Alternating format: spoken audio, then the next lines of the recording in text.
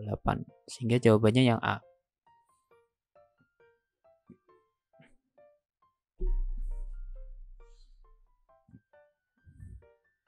Oke, itu soal nomor 5.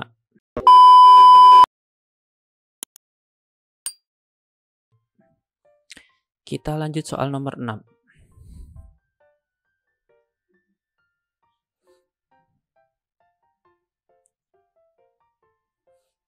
Produk kondensasi aldol yang terbentuk dari 3 pentanon dalam suasana basah memiliki nama IUPAC 3 pentanon. Berarti ada gugus keton di nomor 3, di karbon nomor 3. Nah, strukturnya seperti ini. Nah, reaksi kondensasi aldol adalah reaksi antara senyawa 3 pentanon dengan senyawa 3 pentanon lainnya.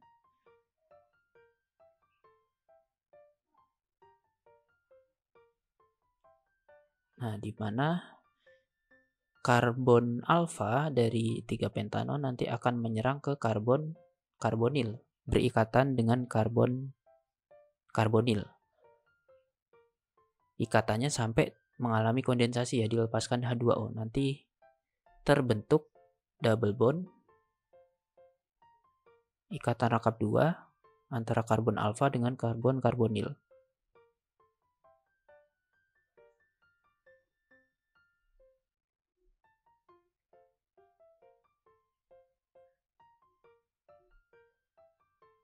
Nah, produknya seperti ini.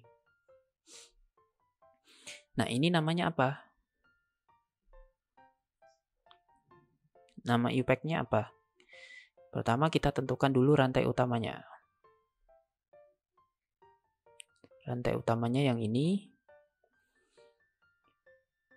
Kemudian di sini ada cabang metil, ada cabang etil. Penomorannya dari mana? Di rantai utama ini ada alkena sama karbonil. Karbonil lebih prioritas daripada alkena. Jadi penomorannya lebih prioritas dari kiri, terdekat dengan karbonil.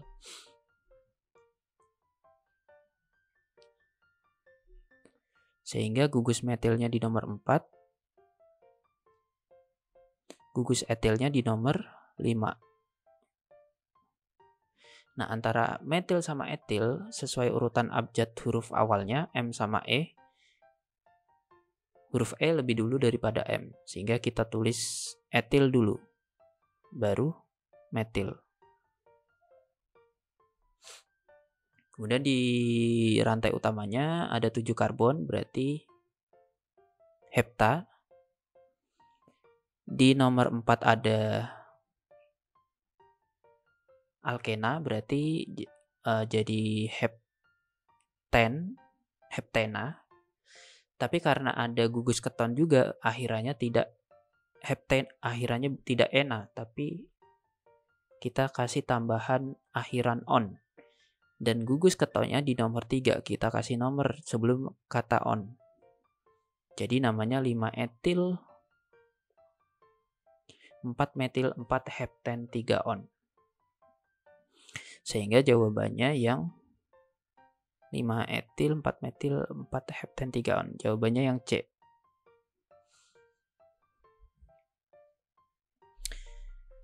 Oke, itu untuk soal nomor 6. Kita lanjut soal nomor 7.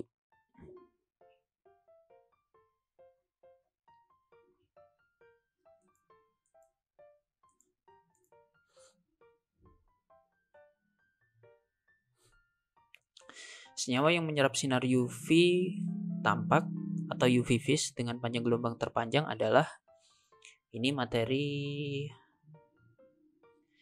mekanika kuantum ya.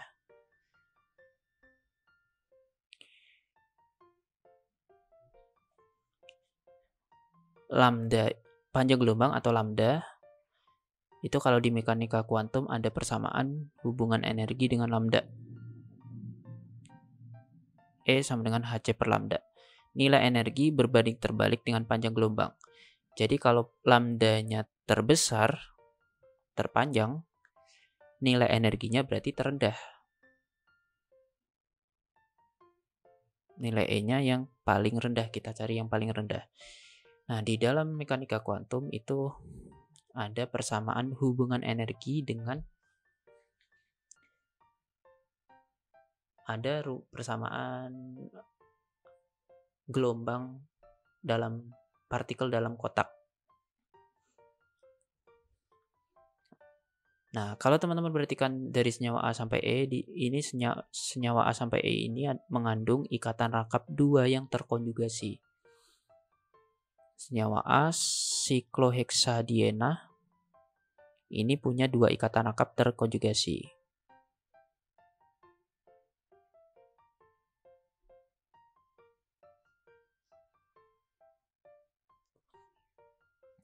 Senyawa B, benzena, punya 3 ikatan rangkap yang terkonjugasi dan muter ya, beresonansi putar. Berarti ikatan rangkapnya lebih banyak. Senyawa C, naftalena, itu ada 2 cincin aromatik.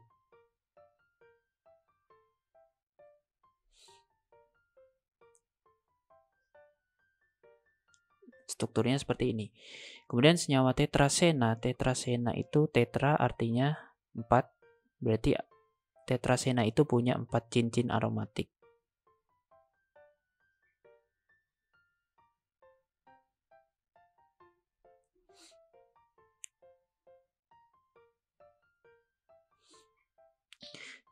Yang terakhir antrasena cuman punya 3 cincin aromatik. Mungkin teman-teman kurang familiar dengan nama naftalena, tetrasena, sama antrasena. Nah, teman-teman bisa cari strukturnya di internet. Nah, ini mau gak mau teman-teman harus punya pengetahuan tentang nama-nama ini. Tentang nama-nama senyawa aromatik.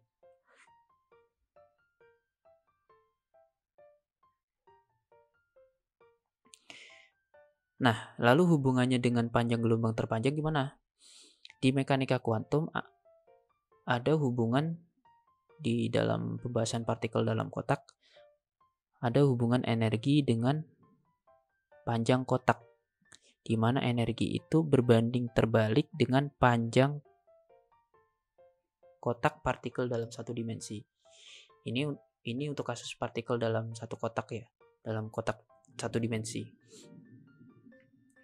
Maksudnya apa?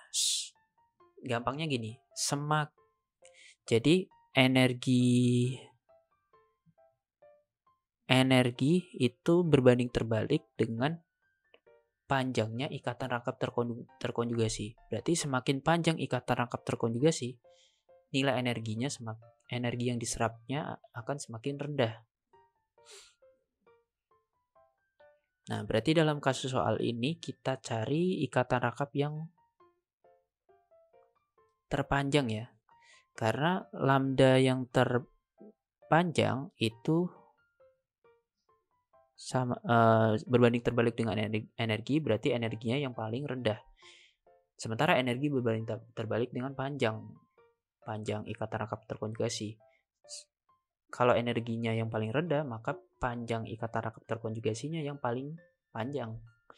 Sehingga kesimpulannya, lambda terpanjang itu dimiliki oleh senyawa yang punya ikatan rangkap terkonjugasi yang paling panjang. Atau dengan kata lain, yang punya cincin aromatik terbanyak. Sehingga jawabannya adalah tetrasena.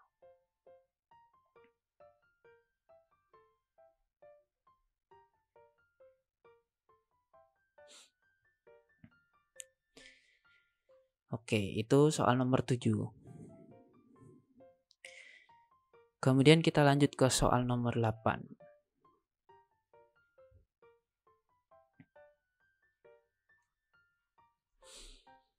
Waktu yang diperlukan untuk memanaskan 100 gram es dengan suhu awal minus 10 hingga mencapai suhu kamar 25 derajat Celcius dalam microwave dengan daya 600 watt adalah, dalam pemanasan es, nanti es akan terpanaskan dari minus 10 jadi 0. Di suhu 0 es akan meleleh. Lalu dari 0 sampai 25 Ini kan sudah berubah menjadi air ya. Air akan mengalami pemanasan dari 0 sampai 25. Nah, pertama kita harus hitung Q total. Q itu rumusnya M kali CP kali delta T. Nah, tapi kita lihat di sini, satuan CP-nya itu per mol. Jadi rumus Q-nya adalah mol kali CP kali delta T. Ini untuk perubahan temperatur dari minus 10 sampai 0 ya. Dan juga 0 sampai 25. Akan tetapi nanti ada proses pelelehan.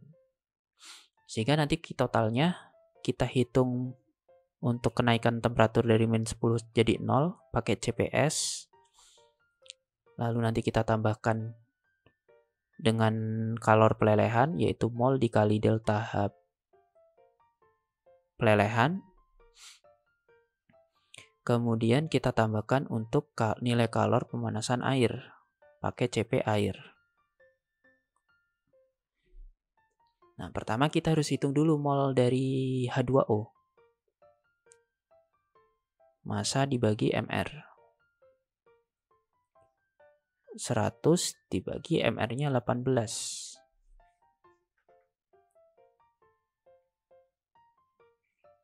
Molnya 5,5555.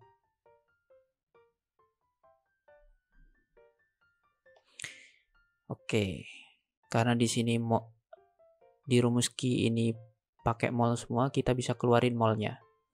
Jadi mol dikali CPS kali delta dalam kurung CPS kali delta T plus delta H fusion plus CP air kali delta T. Molnya 5,555. CPS nilainya 37,62. Delta T dari S dari 0 jadi minus 10. Dari minus 10 jadi 0. Berarti 0 dikurang minus 10.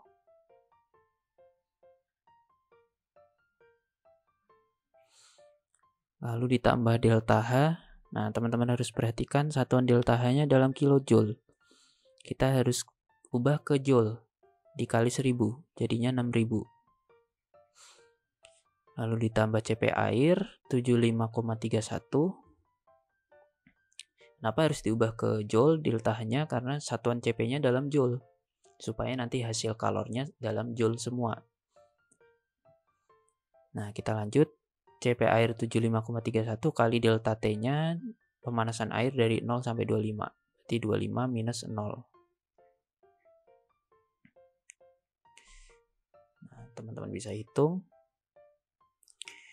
0 dikurang minus 10 hasilnya plus 10 ya. Jadi 5,555 kali dalam kurung 37,62 kali 10 plus 6000 plus 75,31 kali 25. Hasilnya 45878,5 joule.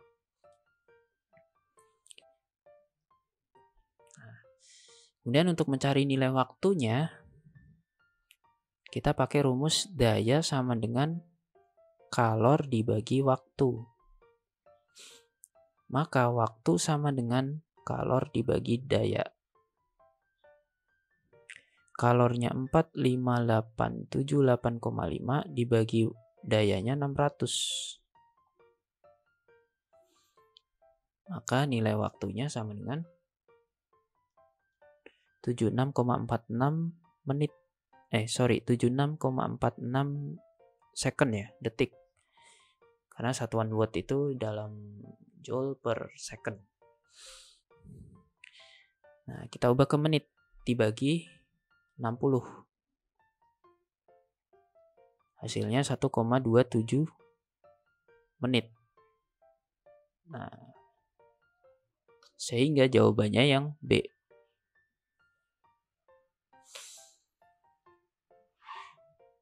Oke, itu nomor 8. Kemudian kita lanjutkan ke nomor 9. Pernyataan di bawah ini berkaitan dengan struktur Lewis F2ClO2+. Ada pernyataan pertama, orbital hibrida untuk atom pusat pada struktur ion F2ClO2+ adalah sp3d2. Muatan formal untuk atom F, O, dan Cl masing-masing adalah 0, 0, dan plus 1. Jumlah masing-masing ikatan sigma dan pi pada struktur ion F2ClO2+ adalah 4. Ion F2ClO2+ bersifat polar. Nah, kita coba gambarkan strukturnya terlebih dahulu. F2ClO2+. Di sini atom pusatnya adalah Cl. Karena yang elektronegativitas paling rendah adalah Cl. Mengikat 2 atom fluorin dan 2 atom oksigen ya.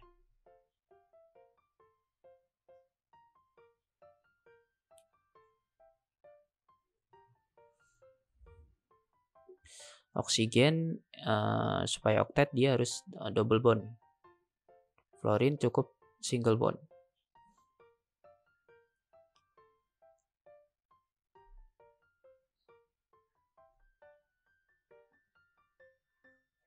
Nah, di sini muatan formal dari Cl adalah plus 1.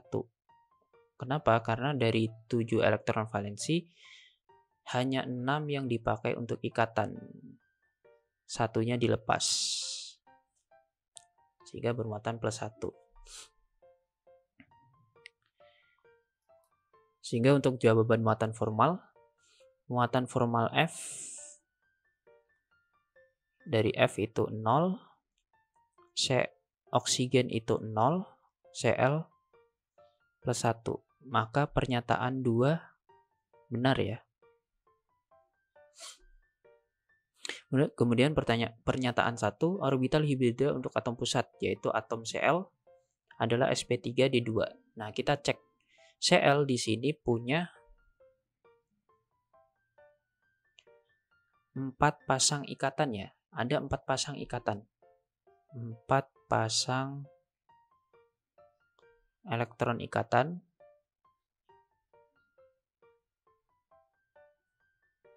Dan pasangan elektron bebasnya 0.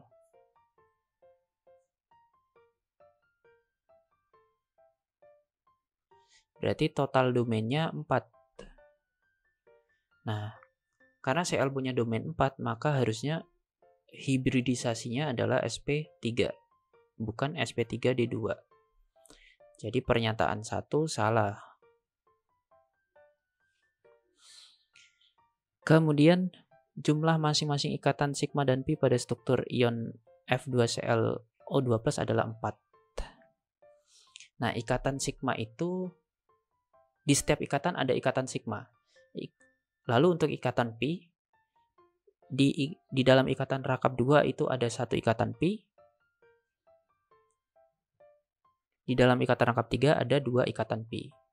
Nah, di sini ada 4 ikatan ya. Berarti ada 4 sigma. Ada 4 sigma. Ikatan pi-nya cuma 2 ya, karena hanya ada 2 ikatan double bond, di mana masing-masing double bond punya 1 ikatan pi. Nah, berarti pernyataan ketiga salah karena bilangnya ikatan pi-nya ada 4.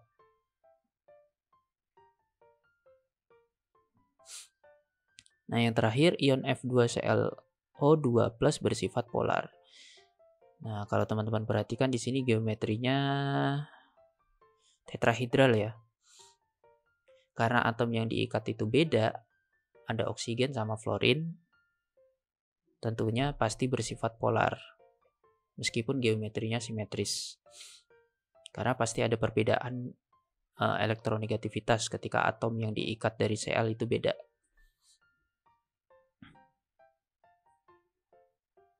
Maka pernyataan 4 benar. Sehingga pernyataan yang benar adalah 2 dan 4 ya.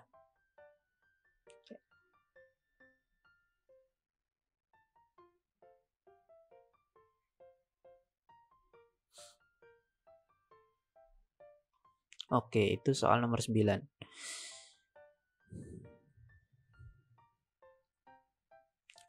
Kemudian kita lanjut ke soal nomor 10.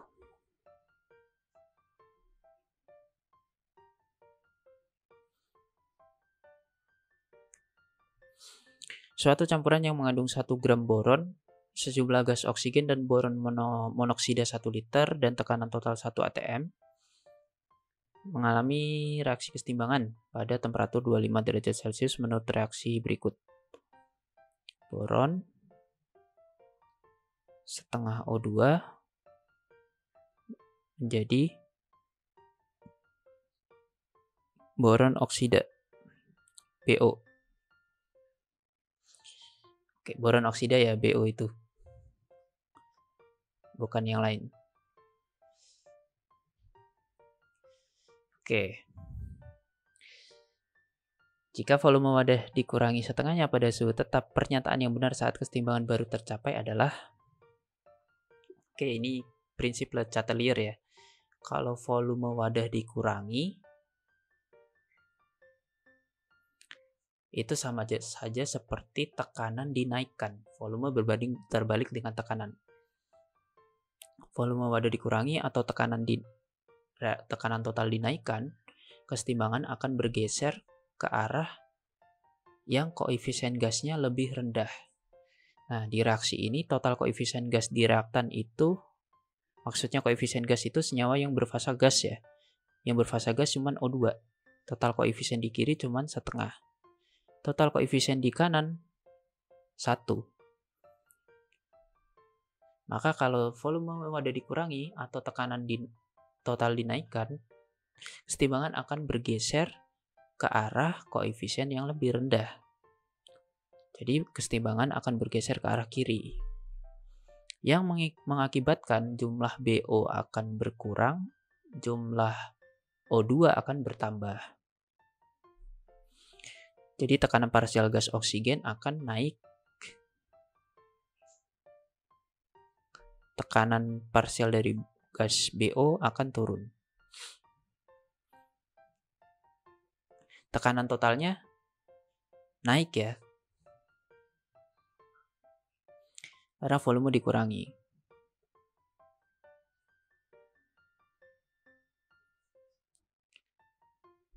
Sehingga jawaban yang benar adalah tekanan parsial gas oksigen tidak berubah, ini salah. Tekanan total dalam wadah kurang dari 2 atm. Nah, kita harus cek dengan perhitungan. Mol BO bertambah, salah ya. BO-nya berkurang. Nilai tetapan kesetimbangan bertambah, nilai tetapan kesetimbangan itu tidak akan berubah kecuali temperaturnya berubah. Jadi hanya berubah ketika temperaturnya berubah. Massa campuran bertambah. Nah, ini harus kita hitung dari perhitungan ya.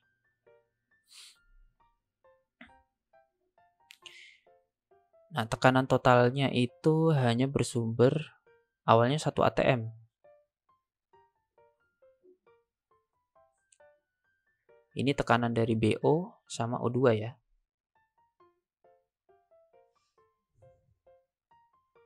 Harusnya tekanan totalnya akan bertambah karena volume wadah dikurangi.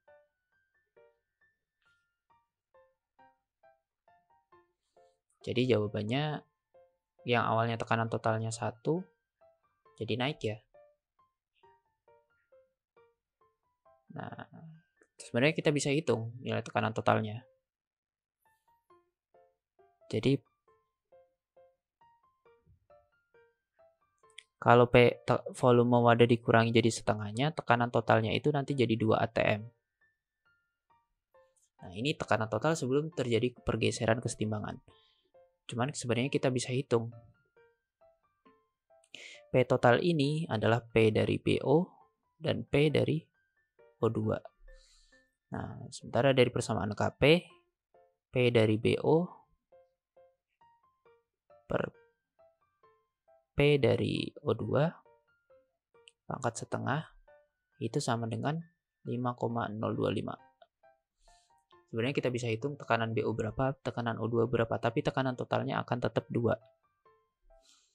Tekanan berbalik-terbalik dengan volume. Ketika volume dikurangi jadi setengahnya, tekanan naik jadi 2 kalinya. Jadi kalau dibilang tekanan total dalam wadah kurang dari 2 itu salah. Karena tekanan totalnya sama dengan 2.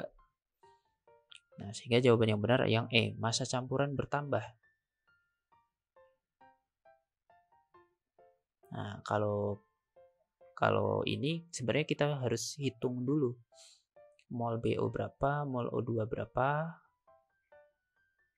terus mol boron berapa.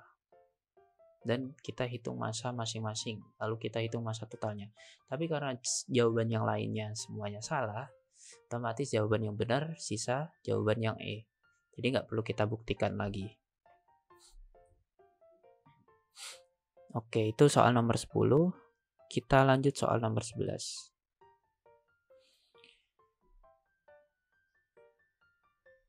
Di antara molekul di bawah ini yang memiliki ikatan CO yang paling panjang adalah ikatan terpanjang.